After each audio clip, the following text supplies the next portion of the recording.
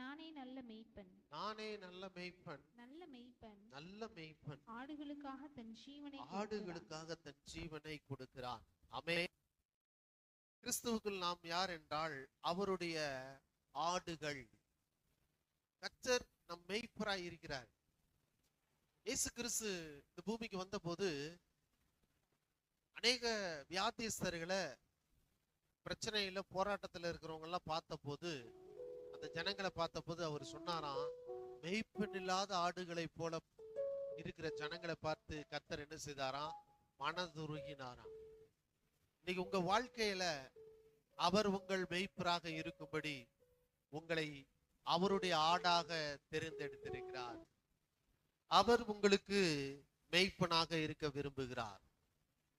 அவர் உங்களை தெரிந்தெடுத்திருக்கிறார். எதுக்கு அப்படின்னா, எதுக்கு உங்களை தெரிந்தெடுத்திருக்காருன்னா, தன்னுடைய ஆடாக உங்களை தெரிந்தெடுத்திருக்கிறார்.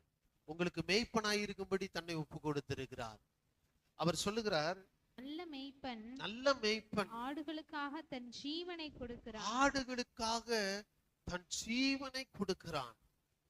இயேசு கிறிஸ்து நல்ல மேய்ப்பர் என்பது மாத்திரமல்ல, அவர் அந்த ஆட்டுக்காக உயிரையே கொடுத்திருக்கார். உங்களுக்காக சிலுவையிலே ஜீவனையே கொடுத்திருக்கிறார். சந்தோஷம் எப்படி வருதுன்னா, கர்த்தரின் மேய்ப்பராக இருக்கிறதுனால வரணும்.